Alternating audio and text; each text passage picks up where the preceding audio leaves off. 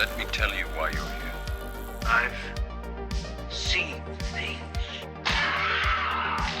Oh my god. Whoa, yeah! You don't stop and look around once in a while, you could miss it. Guaranteed to jack you up.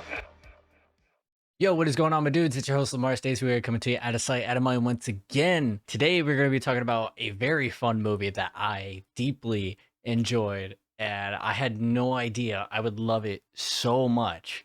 But we're going to be talking about Barbarian. And just to prove to you guys that I really do love this movie, check it. Bam! Look at that. This shirt is amazing. Obviously, for the listeners, you guys can't see it, but you can also check it out on YouTube.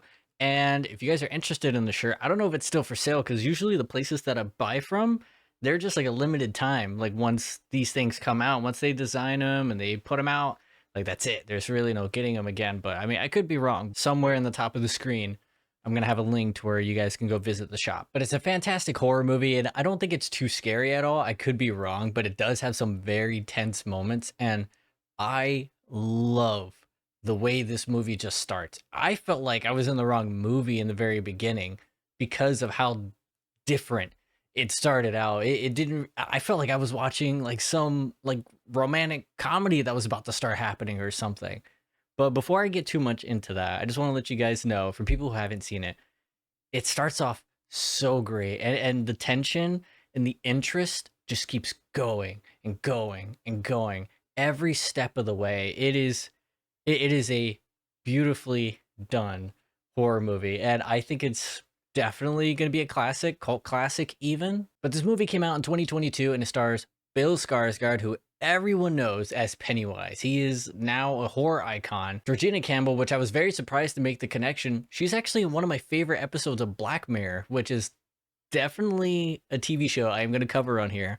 Black Mirror is amazing, and it takes so fucking long for them to come out with a new season, but I'm super excited for everything that they do. But yeah, she's in one of my favorite episodes called Hang the DJ. And if you've never seen it, please go watch Black Mirror. Take your time, start season 1. The quality gets so much better each time, because if you start like at like season 4 and go down, you're going to see like the quality not like go down, but it's better to see the ascension of the storytelling and everything else just come like together. Like you got to do it. You got to start at the beginning. And it's an anthology series. It's a sci-fi anthology horror series, kind of. It's very, very dramatic. It's full of suspense, thrillers, what the fuck. It's like, it'll keep you guessing. You have no idea what you're in for until like the very end. They love dropping you on your head at the end. So just watch it.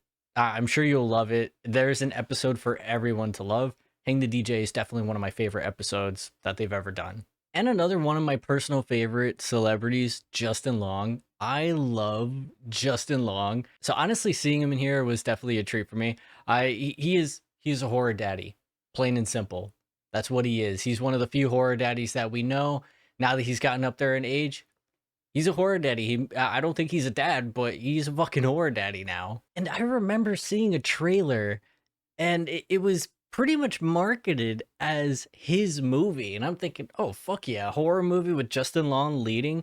I'm getting flashbacks to Jeepers Creepers, and I love Jeepers Creepers. 1 and 2 is so great, but 1 is top fucking notch, man. The director, fuck the director. Okay, well, everything that he's done, yeah, fuck that guy. And I'm not gonna get into all of that, but do your own research. He's not somebody I want to talk about on this, but I love Justin Long. That movie is probably what introduced me to Justin Long, and I've loved a lot of the movies he's been like mainly side characters in. He's always a treasure to see. He seems like a really cool and fun guy.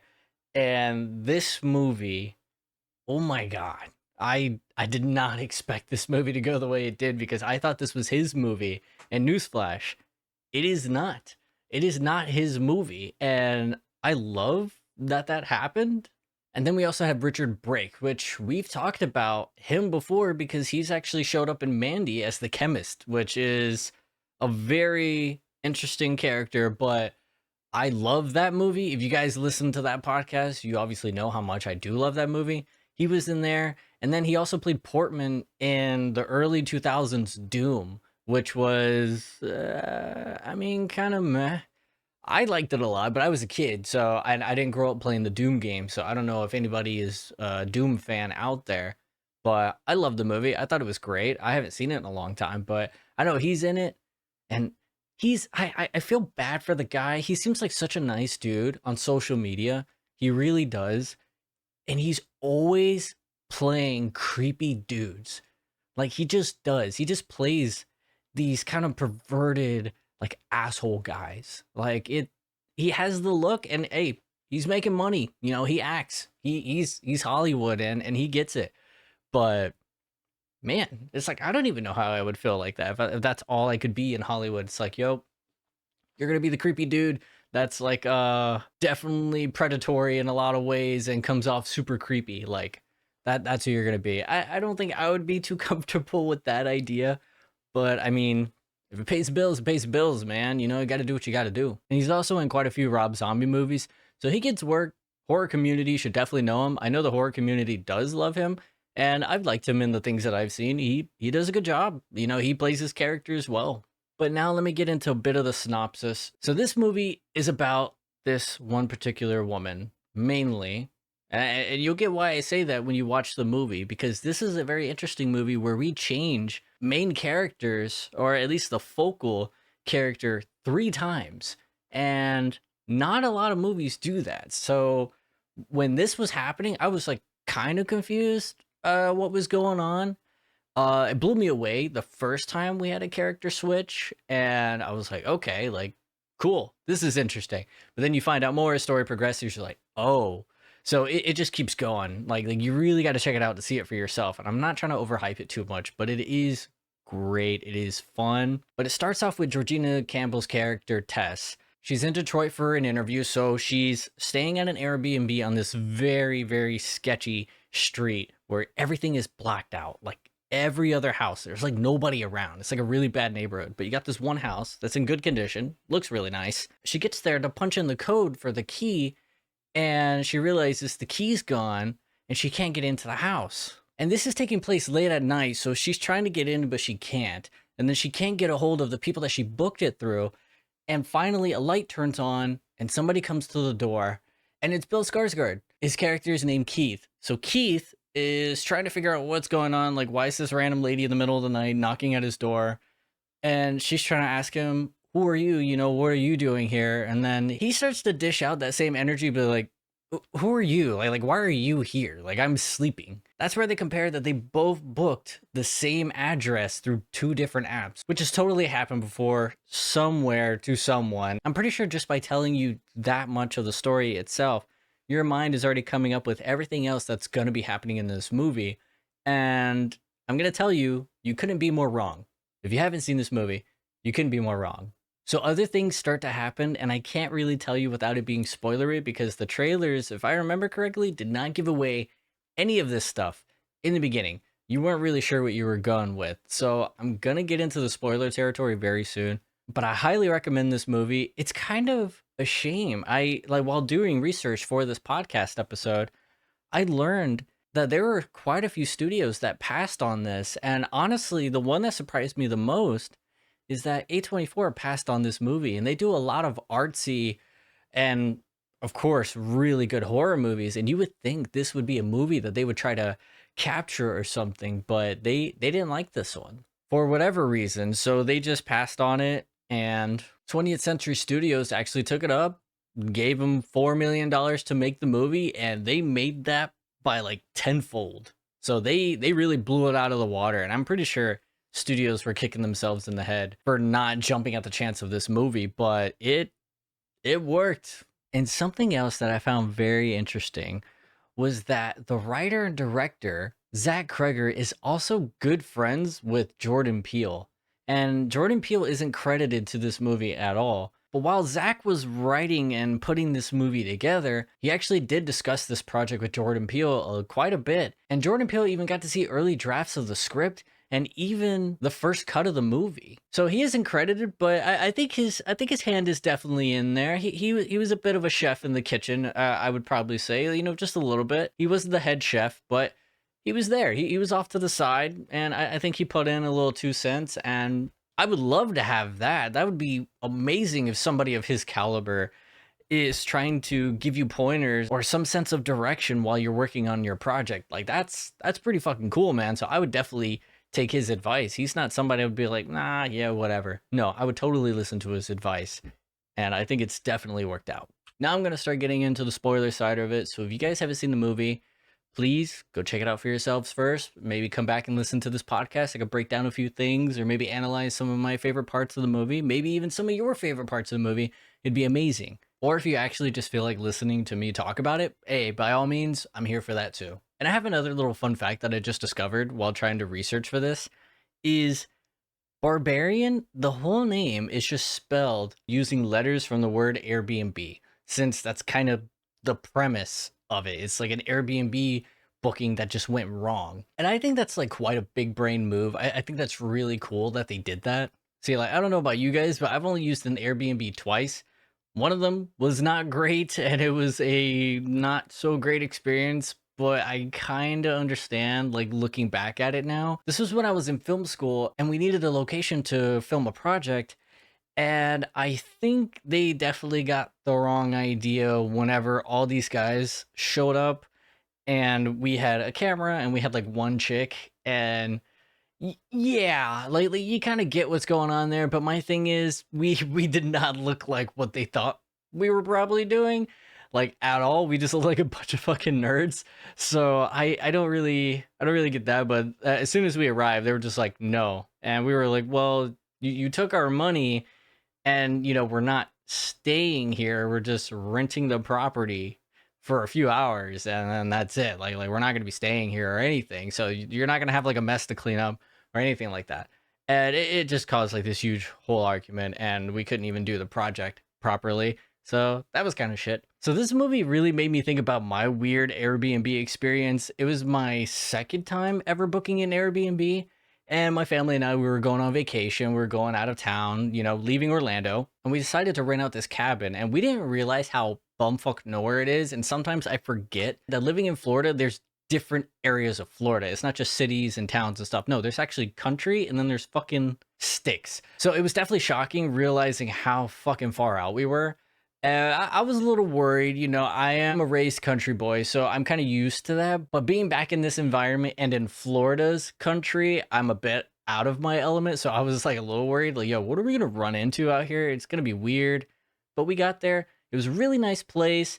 We had this older couple. They were really, really nice. You could definitely tell they were hippies, and I was all for it. I'm down, free love. I think they might have been nudists, but it definitely caught me off guard because whenever she came to greet us, she was wearing this like giant like nightgownish type of deal. And this was probably like noon, afternoon, and we could just definitely tell she was wearing nothing underneath that thing. We could see the impressions of everything.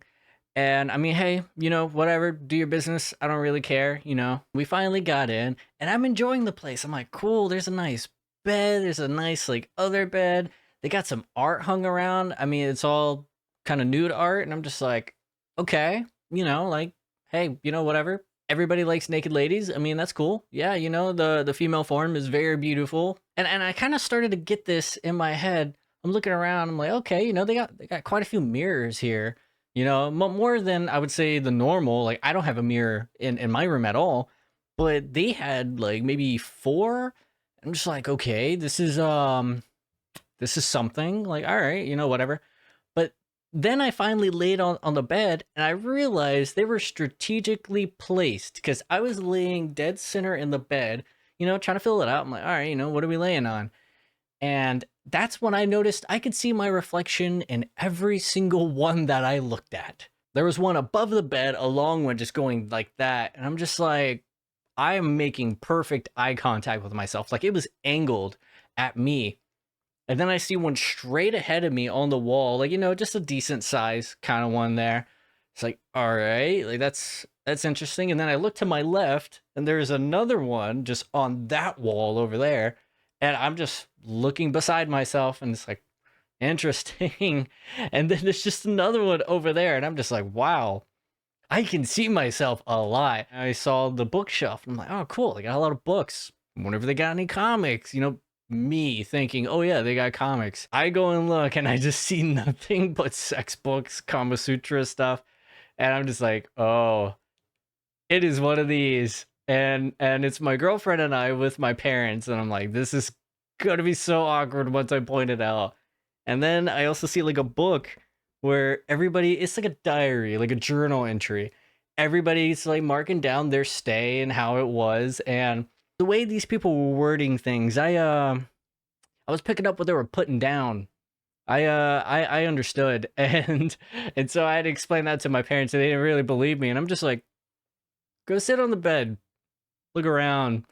So that same night, we went to the local Walmart, got some sheets, took everything off, and put everything new on. And I was like, wow.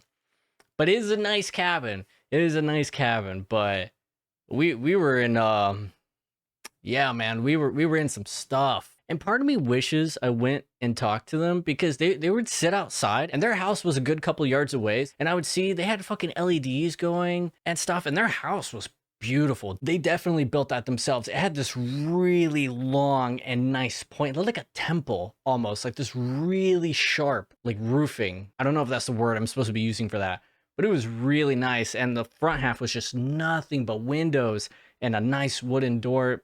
Beautiful. They looked like they were having a blast. It looked like they were drinking. I think they were definitely smoking. So they were, I think they were very wholesome, sexual, spiritual beings, like some sort of extraterrestrials. They're just here to just vibe. And they oozed vibe and this safe aura, if you get what I mean. So yeah, it was awkward, but we stayed, and it was still nice. But enough about me, we're going to go back to the movie. So at the beginning of this movie, Tess and Keith, they come across each other. The atmosphere is definitely weird because she's confused, he's confused, I'm confused. Like everything's all just like, what's going on? Everybody's trying to figure it out. He decides to invite her inside because he's a chivalrous man. He doesn't want her just sitting outside because it's storming and it's late at night. So he's like, yeah, come inside. We'll figure out what's going on. And of course, her guard is up a little bit. You could definitely tell by her body language. She's kind of like looking around, and she sees, okay, he's not somebody that just broke into the place. It's very well kept. He has his stuff nice and neat. He seems like a put together guy. He's clean shaven. He looks nice. I mean, it's Bill Skarsgård. He looks charming. Like, what do you mean? But it is also Bill Skarsgård, the Pennywise horror icon. So he definitely comes off very fucking creepy to us. Like, yeah, he's about to do some shit. And so they get to talking a bit more. They're trying to figure it out. They're both not happy about it. And she's thinking about going out and trying to find somewhere else to stay. But he says there's a convention in town. You're not going to be able to find anywhere to go. So stay here. I'll sleep on the couch, and we'll call the people in the morning, get our money back, and have a free stay. We win. We can do that. And of course, she's not too comfortable. She doesn't really like the idea, but she doesn't have very many choices, so she kind of has to deal with it. He offers her tea, offers up his bed, and he's trying his best to be very accommodating. And I feel like the acting in this scene didn't need to be phoned in too hard or anything. And I could be wrong. And I'm speaking from my own experience, but I get nervous being around women that I don't know, especially alone in some very awkward areas that definitely come off super weird. Because he starts to stammer over his words and offer up a bunch of things and give off a lot of information because he's trying to be very transparent, but you could tell it's very panicky. And there's so many situations where I've gone through this, and I've even told my girlfriend about it. There are just certain scenarios I have to do these specific things to where I do not come off threatening at all. I mean, I'm not the most threatening guy in the world. I'm the tallest 5'6" man you're ever going to meet in your life, but I'm still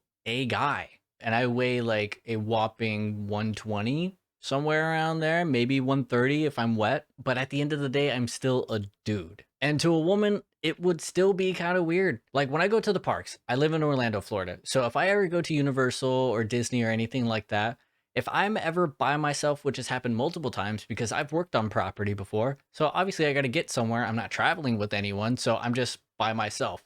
And you're also around all these people with families, and there's just always a large number of women. Like women outnumber the men probably like 3 to 1. And so it's always super uncomfortable for me when I take escalators.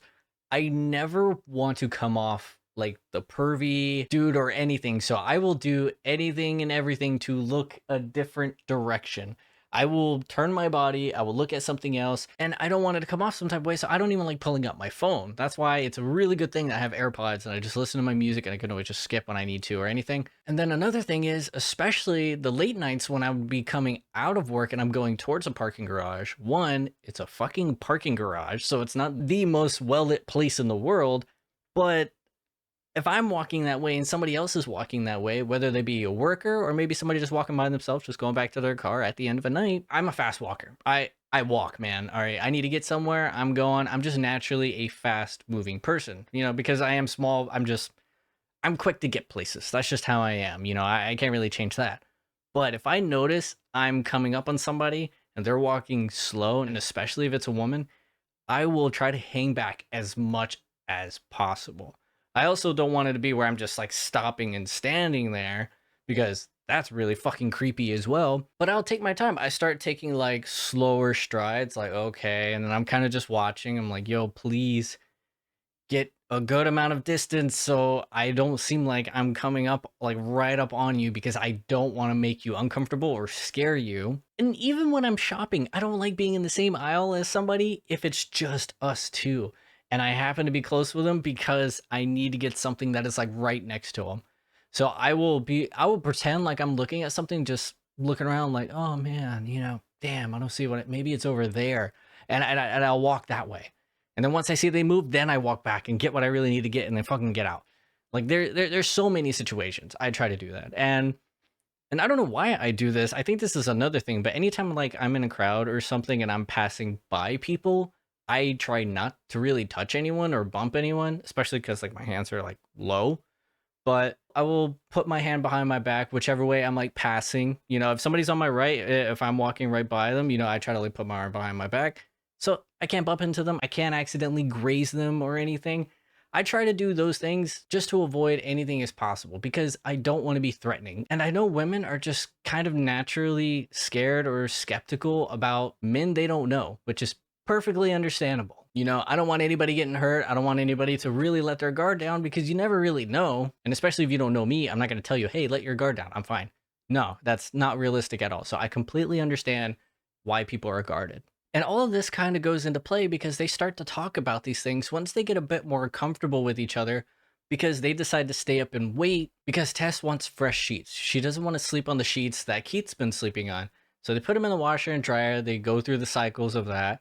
So they're just kind of passing the time by making conversation. Like, oh, like, why are you in town? Why are you in town? Blah, blah, blah, blah. But she doesn't drink any of the tea because obviously she didn't see him make it. So I kind of don't blame her at all. And he doesn't either. He even acknowledges that, because there was a bottle of wine that was kind of like a housewarming type of deal for the person staying. And he left it open. He waited for her to come back after her shower and stuff once she got settled. And he's like, hey, I kind of thought you would probably want this. There's not really anything else here. We still got plenty of time to kill before the sheets are done. So I kind of didn't want to open it until you got back. So that way you can see it's completely unopened and I'm opening it for the first time in front of you. And the whole time he's like stammering over his words because he's nervous and he knows how awkward it sounds and he's not trying to come off that way. And she says no at first, but he finally opens it and then he starts pouring his own and then they start talking and then they realize they actually have things in common. She's looking to interview for this company and also interview for these projects. And then he's also there to pick up property to also finance or house the very same thing she's inquiring about. So he tells her, yeah, somebody you should be interviewing is me. Like, I'm a founder of this thing. So yeah, I'm what better person to talk to. And so they start to bond over that. They start talking a bit more. And I love this. I love how they show time has passed in this movie with this shot alone. You got to see whenever they put the sheets in, where they started the cycle, you got to see that.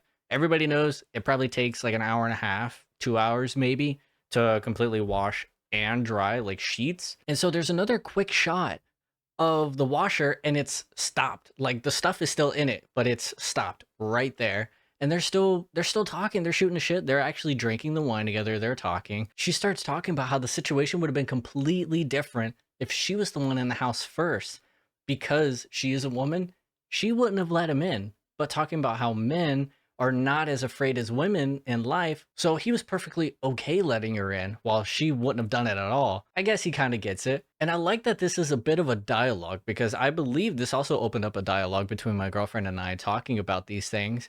If I was in that situation, I would probably do the same exact thing, going face value off of what she's talking about, how she came off and everything in the beginning. I probably would have been the same way as him, like, okay, who are you? Why are you here? And then once I figured out, oh, we both booked the same thing, I would have done the same stuff. I would have offered up my bed. I would have slept on the couch, the floor. I've done it numerous times. I do not mind. I'm going to be as accommodating and respectful as I can. So I would totally do the same thing. But I completely understand that a woman wouldn't do the same for a man, because it's a whole different gamble. You never really know what you're going to get. And it is Bill Skarsgård. He does look creepy, even though I do find him as a pretty handsome man. But that's not really how she sees him. And they talk about those things, and it's funny because that's how this movie was kind of developed. Zach Cregger, the director and the writer of the movie, he was reading a book that talks about how women should trust their instincts, their women's intuition when it comes to having their guard up and just keeping themselves safe. Their little spidey sense, if I would say. So he decided, let me write a scene where every red flag is apparent. Like, you're overanalyzing the scene because your instincts are telling you something isn't right.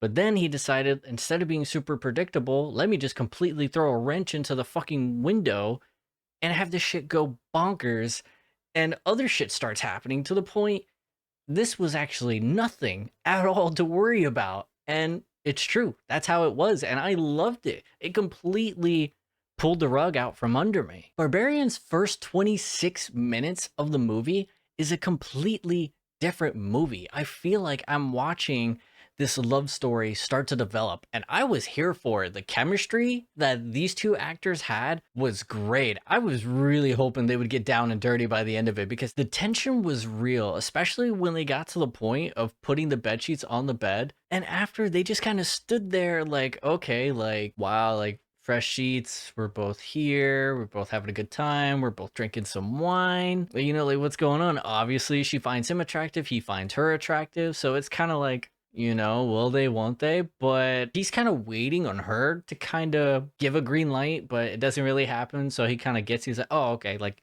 yeah, you know, it was a great time, like, you know, I had a lot of fun talking to you and stuff. So then they finally go to bed and nothing really happens. But then the next morning, you know, he's leaving her a note like, hey, I already left, and just leave the key in the box. P.S. I had a great night with you last night.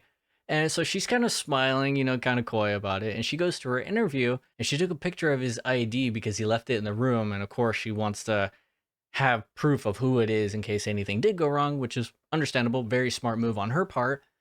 But she's like zooming in on it, looking at his face and kind of just smiling. So she was very into him. And honestly, I kind of wish this was its own movie. It could have ended right there for me. I would have been happy. Like, you know what? Good for them. That was really fucking cute, man. But after the interview that she has, she tells the woman where she's staying, and immediately her face changes, like, really? Like, you shouldn't be out there. Like, that place is like, no. And she told her about the unexpected roommate, so she's like, okay, you know, like, be safe. Which I completely get, which I think anybody should trust locals if they say anywhere is bad. Because when I moved to Orlando, I didn't realize I was technically living in a bad area, because, I mean, it looked nice, you know? I mean, granted, I'm from the country, so I didn't really expect anything. I mean, I can tell the differences with, like, really rough places or dangerous places. I can tell, but this place looked pretty damn decent. So I was like, okay, you know, nothing's going on here. I don't see anything bad. But I knew it was bad whenever I made a friend at Universal, and we were cool. I'm like, you know what? Hey, man, like, we should hang out. Like, you know, I don't know too many people. You should come over to my place. Like, I got my own apartment. I don't have much, but, like, yeah, you know, you should come over. We should hang out. The first time this dude pulls up to my fucking house because I gave him the address, I'm asking him, like, hey, man, yeah, what's up? And then I realize in the back, because I opened the car door, you know, get some stuff out. And then I realize this motherfucker has a huge fucking shotgun in the backseat of his car. And I ask him, and I haven't been around guns like that. I've definitely shot a gun before, but not like this. This was like a fucking like SWAT team shotgun or some shit. And I'm just like, bro, what the fuck? Like, why do you have this? Because it was also weird. It was just carrying around in public. So that was like another thing. In the country, like in somebody's backyard, completely different. But I'm just like, dude, I live here. What the fuck are you doing right now? And he's like, do you have any idea where the fuck you live? He's like, yeah, I have this for a reason. Nobody's gonna fuck with me. And then that's when he started to tell me. I was like, oh shit. I lived in the Rosemont area, which is kind of next to Pine Hills, which is a really bad area here in Central Florida. So I was like, oh, that makes sense. Damn, I had no idea. So he told me about all this stuff. And another thing that gave away that it was really bad was one time when I was at a coworker's house and I didn't have a car, so I had to get back home. So, all right, I'm gonna catch a lift. Nobody would pick me up. It took me hours, and it was already late at night as it is. It was probably like 11 to 12 by the time I was already trying to go home, and nobody would take the lift. And finally, somebody did. And whenever they pulled up to me, they rolled down the window just a little bit. They're like, what's your name? You got your ID, you have the app open so I can see that I'm your driver, you're my rider. And I did all that, and they're like, okay, yeah, you can come in. Then they finally unlocked the door because they only had the window down like just like that much, just where they could see me. And then that's when they started telling me, like, yeah, man, we do not really come out here. Like, Lyft and Uber drivers don't really come out here, especially at night. A lot of crazy shit happens. So it's like, oh, fuck. And then it's just me sitting outside like a fucking dumbass, just waiting for a ride, knowing I probably could have got like robbed or jumped or killed like at any moment. Had no fucking idea. But yeah, so that's Central Florida for you. But now going back to the story, my bad, I keep getting off track. But we go back. So she's alone in the house. She goes to use the bathroom. No toilet paper. So she goes looking around for toilet paper, which actually makes me wonder, did she even fucking wipe? I don't think she wiped at all because there was like no toilet paper left on that thing. And she was already on the toilet. So gross. But she goes around looking for toilet paper, finds it in the basement, goes down there to grab it, tries to come back up the stairs, locked. Door, it like closes by itself and it just locks, so you can't get in. So she's stuck down there for a long time and she realizes she left her phone. She has the key itself, so even he can't get into the house. And so she starts snooping around, and this is when she finds like a secret door that leads to this hallway. And in that hallway, she finds a room. And I'm so glad we don't see anything because I don't really like seeing this type of stuff in movies. I don't like seeing it myself. I've seen a lot of weird and fucked up shit on the internet. Don't get me wrong. But this kind of subject matter always gets me, so I don't really like getting it at all. But she goes into the room. It's just this twin-sized bed on a very thin frame. There's stains all over it. It has the worst lighting imaginable. It's like this dingy, ugly yellow light, and there's just a camera propped up in the corner and a bucket that's definitely been shit on and other stuff. So yeah, you can kind of imagine what the fuck has happened in there, and she's automatically freaked out and is like, oh shit, I'm getting the fuck out of here. And there's just like little window frame in the basement, and she comes across Keith's trying to get in, so she's banging on it and gives him the key through there, and she's panicking, telling him, hey, like some shit's here, like hurry up and get me out of here. He eventually gets her out, and she is freaking out. Like, she's just, like, full speed trying to explain everything. There's a fucking room, there's this camera, there's a bed, there's a bucket, all this other stuff, like, super, like, crying, hyperventilating, like, being loud.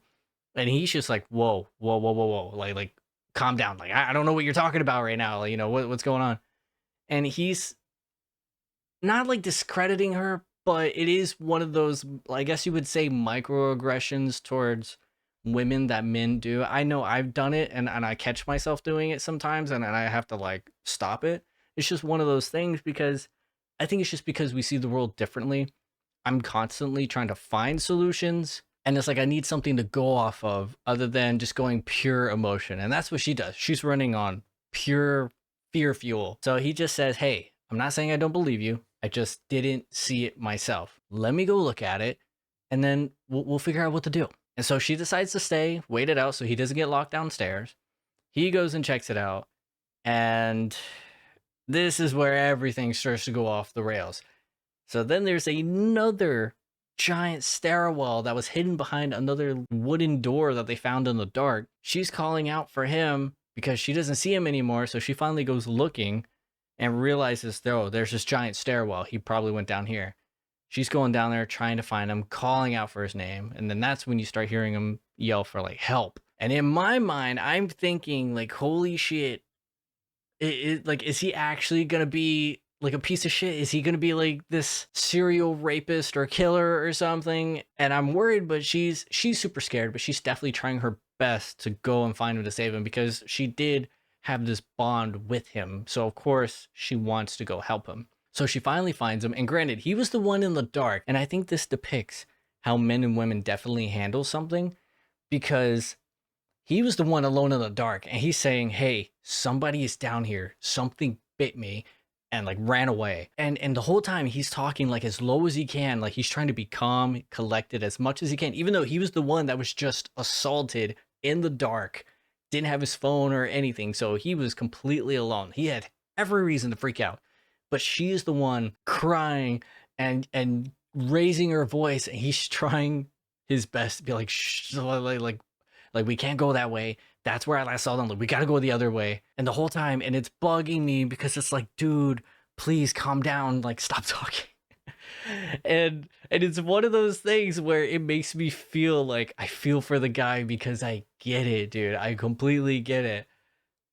And I'm not trying to throw that on any women, but it's like, okay, this is kind of how I would expect it to go. And this is how it's portrayed in the movie. And so she's freaking out. And then he starts to freak out like, look, you got to listen. We can't fucking go that way. And so this is when they're both loud. And then out of nowhere, this almost like 7-foot tall, naked, disfigured woman just comes up and grabs him and just starts bashing his head against the wall, killing him. It made me jump in the theater and it scared me because I had no idea somebody of Bill Skarsgård's character and caliber was just going to be killed off in the first 30 minutes of the movie. And I'm thinking, we still have over an hour. What the fuck is going to happen from here? And by this point, while I'm watching the movie, I completely forgot Justin Long was even supposed to be in this movie. And then we cut to him and it's like, what's going on? Because the cut is so different from what was actually just going down right now. It was dark. Somebody was murdered. The tone was so dark. And then we cut to Justin Long, who's riding in a convertible along the coast. You can see the beach in the distance, and he's just singing songs and vibing. Super jarring. It's like, what the fuck just happened right now? And I love Justin Long. In every movie he's been in, I feel like he's always had that boyish charm.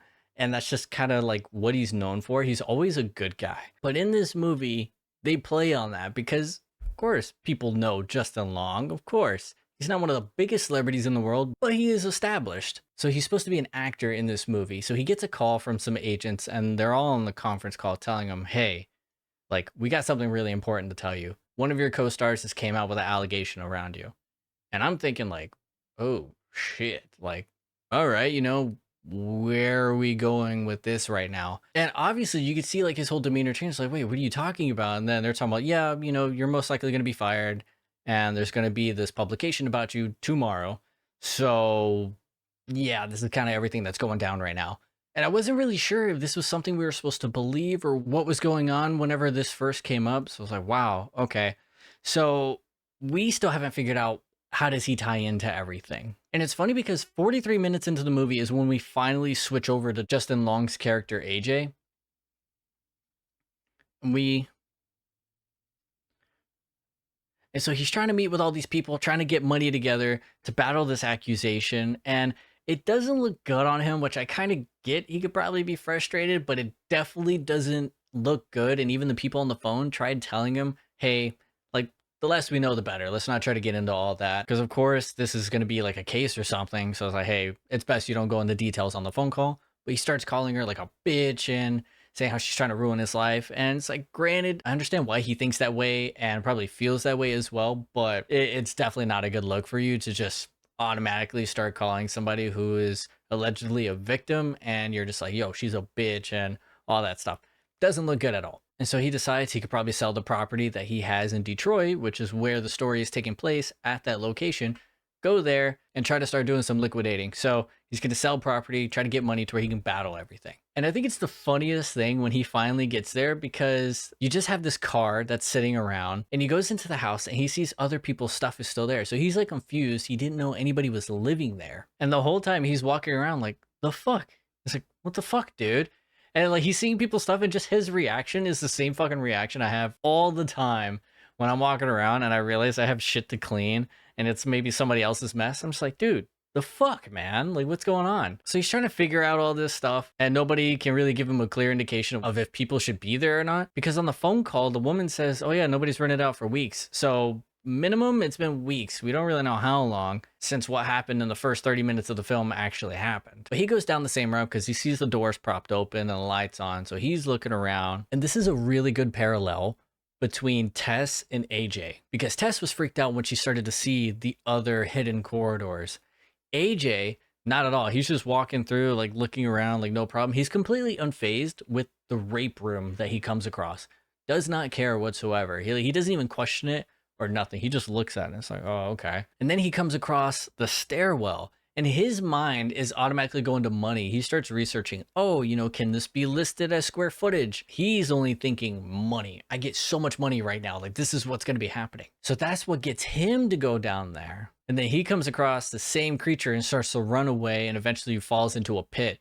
And he meets up with Tess. Tess is in there. She's very dingy, dirty. She's definitely been there a little while. And she's telling him not to freak out. That if you freak out, she's going to freak out. And then the woman finally like just poking her head through, like just looking at them. And she offers them a baby bottle. And she's trying to like feed them. And Tess is like, drink it. Like fucking drink it. Like, you know, drink it, make her happy. So she drinks it. And honestly, it's fucking disgusting because I don't know what the hell is in there. It could be the creature's breast milk, or I don't know why I say creature, but the creature is credited as the mother. So it could be the mother's breast milk, or I don't know what the hell it could be, because I don't imagine this person's riding around to the fucking store buying milk. So it's very off-putting. It's very gross. And then she tries to feed it to him again, and he doesn't want to take it. He's just like, no, like fuck this. Like, no, I'm not doing it. Then the mother gets upset, goes into the cage, like fucking superhero landing kind of, just grabs him and just climbs right out of the cage. So she has like mom strength. Like she's got the guns, man. So she drags him and then she force feeds him, like breastfeeding him. And I think that's kind of like a bit of justice in and of itself, because it's now putting him in that situation of a woman forcing herself onto him, and he doesn't like it whatsoever. And I kind of forgot to mention this, but while he's in town, he meets up with a friend at a bar. And so the guy asks him, hey, like man to man, like, you know, I'm your bro. I'm going to believe you. I already read everything, whatever. You know how that stuff is. But man to man, what happened, bro? Like tell me. And he's drinking. He's like, all right, we fucked. Like, yeah, we did, you know, like, that's it. You know, we fucked. He's like, okay, like, did she ever say no or anything like that? And he's like, and this is where it clicked in my head, because before I wasn't really sure, like, okay, is this going to be some type of thing later to prove his innocence or like redeem him somehow, some way? Like, you know, what's going on? But before, there was no full confirmation of what was going on. And so he just tells him, he's like, it took a little persuasion, but she, you know, she came around. And that's why I'm like, that's gross, man. That's a big no. That's a big fucking no. And his friend doesn't even seem like he holds him accountable, which is fucking terrible. So honestly, I'm not saying we can judge everyone, but if you have a friend who's done some shit like that, by parallel, you are your friend. Like, you're kind of excusing that behavior. But then again, we don't spend enough time with them to see if he holds him accountable, or be like, oh, fuck you, bro. Like, what happened? But he tells him, yeah, you know, it took some coercion. She finally got around to it. So yeah, you know, and he's like, yeah, you know me, man. I'm persistent and stuff like that. And it's just like, that is very disgusting behavior. That is not locker room talk. That is not bro talk. That shouldn't be any type of talk. That shouldn't just fucking happen at all. So don't be a fucking rapist is all I can really say. So he's getting his justice done. And while that's happening, Tess finally has the chance to escape, and she finally gets out and is able to run away. And then with only 36 minutes left of the movie, we swap to another character. And the aspect ratio changes of the film. The whole time it's the complete full screen, and then it finally shrinks down a little bit and it gives a whole different feel. That movie visually looks very different, and the neighborhood is super bright. It's like your stereotypical like 50s white neighborhood kind of. And the character that we're swapping to is Frank, which is Richard Brake's character. And we see him buying baby stuff like in this store. And then after that, he's following this woman in a great tracking shot that's going on. I really love this tracking shot because the camera is in the passenger seat and you see him and his hand on the wheel and his windows open, and in like the far distance you can see the other car and the woman that he's keeping an eye on that he's wanting to follow. And so once she gets in her car, starts driving, you get to see both of them just simultaneously going at the same speed, and it's such a very technically executed shot. And I just love how it's done. But he follows this woman to this home, and then he puts on like this jumper and his hair is kind of slicked back. So he looks creepy, of course, but it's just this fake thing. So he finds an excuse going to the house. Hey, there's like this outage. I'm gonna look around your house, make sure everything's A-okay. Goes into her bathroom, and then while he's in there, he unlocks it. So we're already getting the idea, like, yeah, this dude is up to some nefarious shit right now, man. Like, something not so chill is about to happen. So we already know he definitely kidnapped this woman and is definitely doing some stuff. So we actually know who's using the rape room. So it turns out that's Frank's house, and he said he was never going anywhere, that he was going to stay there. Other people are selling their houses, so that whole house is his. So everything down there is all his, and everything that he had planned. We eventually come back to Tess, and she's actually trying to get cops to investigate this house, talking about how she escaped from there, and they're just not believing her at all. And it's just like two guy cops. They're just like, oh, you know, she could be a junkie or whatever. So they're just not believing her. And during Tess's escape, this is the time AJ actually has time to escape as well and wander around, because the mother is busy looking for Tess. He's able to go around the tunnels, and he eventually comes across another room. And this part speaks volumes in and of itself, because the mother finally comes back and is able to find him at the end of this hallway, and she starts slowly getting closer to him. But then because she notices where he's at, she backs away, which in my mind, that should have set off some flags like, hey, yo, she's afraid to come down this hallway, so what the fuck is in the hallway? So he finally goes in there and he's snooping around. It's just this very dirty room. And then this is where we see an old Frank is kind of just bedridden, and everything just looks so disgusting in there. And he's not speaking. I can't remember why he's not speaking, but he's just not speaking in there. And AJ is trying to help him out, like, oh, you know, you want water and all this other stuff. And he's trying to point around, and he's looking around because he's trying to find a way out. And he's telling Frank, like, yo, cops are going to be here like any minute. You know, we're going to get that bitch. You know, we're going to kill her. Like, we're going to get out of here, man. And that's where you see Frank's like kind of facial expression like change, like, oh, cops are going to be here. And then you realize why. Because while AJ's snooping around, he's looking, and on this bookshelf is a bunch of VCR tapes, and they're homemade, so they have writing on them. And the titles that are on there are fucking terrible. Like, they have all these different names. One of them even says suicide. One is like gas station redhead, and that's the tape that was already in the VCR that AJ pushes in to figure out what the hell is going on. And so he watches it. Thankfully, they don't show anything, but whenever they cut back, you just hear the screaming. And so he just like pauses the tape, and then he looks back at him like, you're a fucking monster. Like, what the fuck is wrong with you? And that's not even the worst one. I mean, there's ones that said blind, no teeth, bad nosebleeder. Like there was so many tapes and all these different descriptions. I wish I could go through them all, but I don't really have a still of anything. But a lot of them were just mainly names, but it was really fucked up. Like, this guy was a fucking monster. And once AJ looks back to start telling him like, oh, you know, you are a monster. Like, what the fuck is wrong with you? And the whole time, Frank has been looking for this gun, and AJ thinks he's going to kill him. But instead, from what Frank heard from AJ, cops are going to be all over this place. He doesn't want to get caught, so he doesn't want to deal with any of that. So he took the easy way out. And the thing I love about Barbarian is, even though it depicts men in this certain way, it is done well, visually and story-wise, by a man who, at least there is some self-reflection. And I think that's something all men have to do, is kind of hold ourselves accountable, even our biological partners, because there are three types of men shown in this movie. You have Bill Skarsgård's character,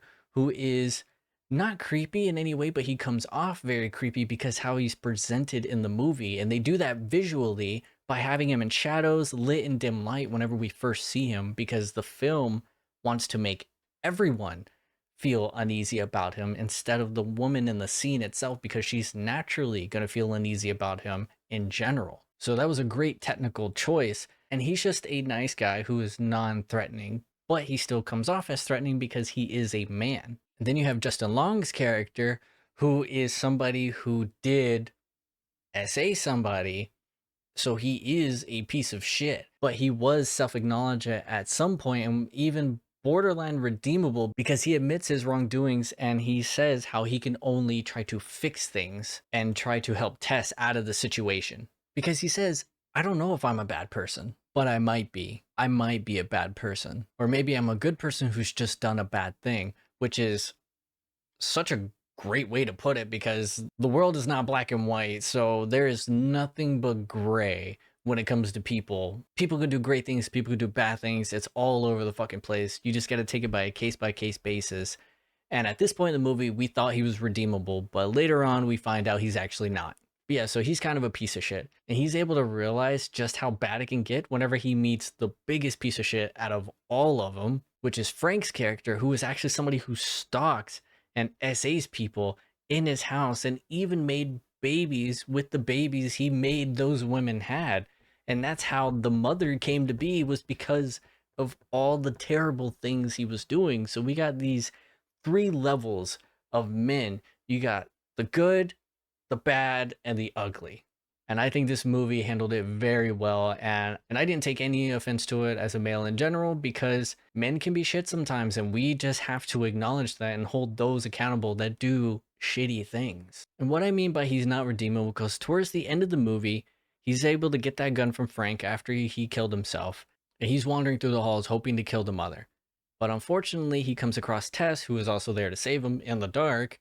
And he shoots her, and he feels really bad, and he wants to help her. So they finally get out, and they get help from this homeless man that lives in the area, where they get a lot of the backstory of what's been going on the street and about the mother. So he gives them a bit of sanctuary, and unfortunately he dies as well, in a very fun and ironic way, because he's talking about how, oh yeah, she's never fucking came here or anything like that. And then as soon as he says that, she busts in, rips off his fucking arm, and just starts beating him to death with it. So honestly, really fucking funny. It just reminds me of the scene from Deep Blue Sea where Samuel L. Jackson was giving this great speech and then he gets killed by the fucking shark right after. So I kind of love when that ironic shit happens. It's cheesy. It happens a lot. It's fucking funny. But after he gets killed, they try to make their way to this other like top of the water tank to try to get away. But obviously she's slowing him down because she is shot. So she's kind of dead weight in a way. And we think, okay, this is going to be the moment for him to kind of turn it around. He already had a moment of self-reflection that he might be a piece of shit that did a bad thing, and he's going to try to own up to that and fix everything. So it's like, okay, that's a decent step forward. But instead, he looks at Tess, he just goes, I can get away, but you got to slow her down. And so she's like just crawling because she is shot. He just grabs her head and just throws her off the thing, so that way he could distract the mother, because obviously the mother has a bond with Tess because that's her baby. She wants a baby, because the only VHS she's ever been watching is one of a mom breastfeeding a child. She wants to be a mom. And I would imagine Frank is probably too old by now to probably have another kid, and hopefully not sleep with the mother, because that's just fucking terrible in and of itself. She's just a product of her environment. You know, I think she's very much a victim, even though she did kill Bill Skarsgård, which I'm very upset about. But at the end of the day, she's a victim. And so she sacrifices herself by jumping off and catching Tess and just kind of killing herself in the process, or at least nearly killing herself, because AJ comes down and was like, oh, you know, I wasn't even going to throw you. I was just going to act like it. But then you started to slip. Like, this is kind of on you. He's putting the blame on her. And that's when the mother gets up and it gets super defensive over her. And I think this is definitely an homage to Jeepers Creepers, because the mother just grabs his head and just digs, like thumbs into his eyes, and then just like moving him around, like just completely like eye gouges him, and then like just splits his head open in a very well done practical effect. And that was such a great scene. So I mean, he kind of deserved it. And so the mother like lays there and she's trying to like still take care of Tess and is like comforting her, just calling her like baby. Like she can't really speak, but she says like baby a little bit. And so she's like giving like a kiss on the fingers to the forehead type of deal. And obviously the mother is like suffering. Like the pure existence alone is probably terrible. Like I don't know. There's definitely a lot of stuff that's probably wrong with them medically. And of course now, especially after jumping off of such a huge height. And so Tess decides to put her out of her misery and shoots her. And the mother knew what was going to happen. So I think she was okay with it. It's like, yeah, all this is going to end. So it ends very sad. But man, it's like this is just such a great movie. It handles these topics very well and depicting the men. And I know I say men as if I'm generalizing every man, but I hate when women make those comments because it feels very derogatory. I've had multiple conversations with these types of chicks, and I hate these types of chicks. I'm gonna be honest. I do not like these types of chicks. It's like, oh, I hate all men. Like I don't even like that as a joke. Like, I mean, as a joke, I could probably take it, but it's like if you say it a lot and you like it kind of feels like you believe it. And the chicks that I've definitely come across while working, yes, they definitely believe it a bit, and they kind of just shit on men any chance they get. It's like, okay, like you wouldn't like that if I was doing it or if somebody else was doing it, you wouldn't like it. And then of course the excuse would be, oh, well, men do it. Okay, yeah, some men. Just say some men. Don't just say all men. Don't rope everybody into it, because like if I haven't personally done anything to you, don't rope me into that, because roping me in and making me guilty by association, it's like I don't want that. Like you wouldn't want it. So like don't do that. I honestly think that's something women should just stop doing in general. Stop trying to villainize men all the time. Just villainize the bad ones. This movie handles it well of how, yeah, women are going to be afraid of men. Understandable. Nobody's saying anything's wrong with that. I completely get it. I'm afraid of other men. I mean, once again, tallest 5'6" man you'll ever meet, but yeah, I gotta be a little worried for my life here and there if I come across another dude. So what? It's just how it is, Just say like some men. Just say that. Just don't rope us all in, okay? I'm not dangerous. I'm not gonna hit anybody. I'm not gonna hurt anybody. Like I'm here, man. I'm Lamar Stays Weird. Yo, I'm out here just vibing, making podcasts, making videos, watching movies, playing games, reading comics. That's it. That's all I want to do. Okay? I don't want to do anything else. I just want to have a good time. That's it. But it's a fantastic movie, and I can't wait to see what else Zach Greger does. He's supposed to have another movie coming out that's called Weapons. It's supposed to be another horror movie. I'm not really sure what it's about. I think it's supposed to be later this year. And it was supposed to star Pedro Pascal, but I just found out today Pedro Pascal is leaving the project for something else. So I am not thrilled about that whatsoever, but kind of just got to go with it, man. I would love to see Pedro Pascal as a horror daddy, bro. He's already daddy. I would like to see him as horror daddy. We need more of those. And one day I am going to have an episode talking about horror daddies, all right? We need to show some appreciation for horror daddies, okay? Final Girls are the pinnacle of horror ideology and fandom. So I want to show some respect to the horror daddies, because they definitely deserve it, and there's quite a few really good ones. But I think I'm going to end it there. I didn't mean to make this too long and to go through everything, but this is a really good movie. Obviously, because I have the shirt, I love this movie. It's such a good movie. But if you guys do watch it, let me know what you think. I'm very curious. Hit me up on TikTok, Instagram, Twitter, X, whatever the fuck. Hit me up on any of those. I would love to hear from you guys. But before I go, let me get you your cookies fortune. And here we go. Go after what you want, or be happy with what you get. Do with that what you will, ladies and gentlemen. But until next time, be excellent, be kind, subscribe to the podcast.